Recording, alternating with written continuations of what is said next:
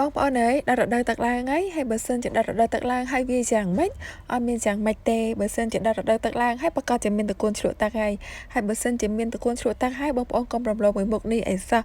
គឺញោមភ្លាសាច់គោជាមួយនឹងតកូនជ្រក់ទឹកគឺថាជាតិឆ្ងាញ់ខ្លាំងមែនតើបងប្អូន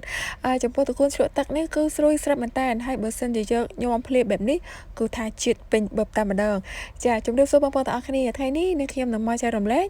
នៅការធ្វើញោមភ្លាសាច់គោជាមួយនឹងតកូនជ្រក់ទឹកឥឡូវនេះក៏សូមបងប្អូនតាមដានពីគ្រឿងផ្សំក៏ដូចជារបៀបធ្វើញោមភ្លាសាច់គោជាមួយនឹងតកូនជ្រក់ទឹកជាមួយនឹងនាងខ្ញុំទាំងអស់គ្នាចំពោះគ្រឿងផ្សំគោនោះគឺតកូនជ្រក់ទឹកចាចំពោះតកូនជ្រក់ទឹកនេះគឺយើងយកមកលាងសម្អាតទឹកឲ្យបានស្អាតហើយកាត់ចង្កង់ខ្លីៗល្មម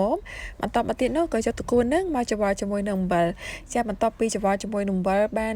អញ្ញោមចង់និយាយថាវាទ្រោមហើយនោះក៏លាងសម្អាតទឹកឲ្យបានស្អាតចានឹងទុកមួយលើសិនហើយក៏មានជាមួយនឹងគ្រឿងផ្សំបន្ថែមនោះចាបន្លែដែលត្រូវបន្ថែមក៏មានជាមួយនឹងសណ្តែកបដោះហើយនឹងការ៉ុតបន្តិចហើយក៏មានបន្ថែមជីក្រូចបុកបន្តិចផងដែរ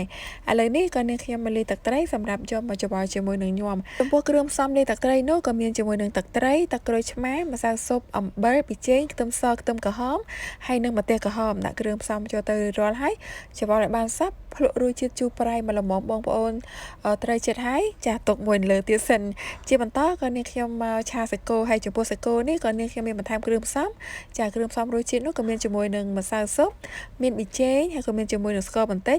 សាតេទឹកប្រេងខ្យងហើយនិងទឹកម្ទេសចាដាក់ប្រឡាក់ជាមួយនឹងសាច់គោហើយបន្ទាប់មកគឺយើងយកមកឆាបែបនេះហើយចំពោះសាច់គោដែលបានឆានេះក៏ត្រូវបែងចែកជាពីរដែរបែងចែករបៀបឆាលោកលាក់មួយចានហើយចំនួនសាច់ដែលនៅសល់គឺយើងយកមកធ្វើញោមភ្លាតកូនជ្រក់ទឹកបន្ទាប់ពីសាច់បានឆាឆ្អិនល្មមហើយក៏ដួសសាច់នោះដាក់ចូលទៅក្នុងចានបន្លែហើយចំនួនសាច់ដែលនៅសល់គឺយើងយកមកធ្វើភ្លា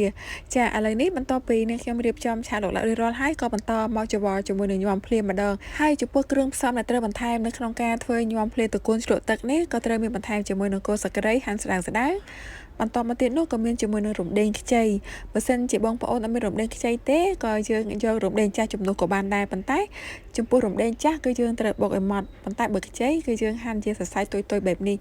ចាបន្ទាប់ពីនាងខ្ញុំដាក់រំដេងខ្ចីក៏ដូចជាគល់ស្លឹកគ្រៃចូលទៅរួចរាល់ហើយនាងខ្ញុំក៏ដួសទឹកត្រីដែលបានលាយនឹងស្រូបចូលទៅក្នុងបន្លែច្របល់ឲ្យបានសព្វចាបន្តមកទៀតនោះក៏ដាក់គ្រឿងផ្សំតាមលំដាប់លំដោយដោយในវីដេអូបងប្អូនបានឃើញអញ្ចឹងណាចារៀបចំតាមនឹងទៅប្រកបជាជាតិឆ្ងាញ់ហើយចាឥឡូវនេះការធ្វើញោមភ្លាតកូនរបស់នាងខ្ញុំក៏បានបន្តទីបញ្ចប់ហើយនាងខ្ញុំក៏សូមអរគុណបងប្អូនទាំងអស់គ្នាដែលបានតាមដានខ្សែវីដេអូមួយនេះពីដើមដល់ចប់ជាមួយនឹងនាងខ្ញុំជួបជាមួយនឹងនាងខ្ញុំនៅវីដេអូបង្ហាញលក្ខណៈក្រោយទៀតចាអរគុណច្រើនជម្រាបលាបាយបាយ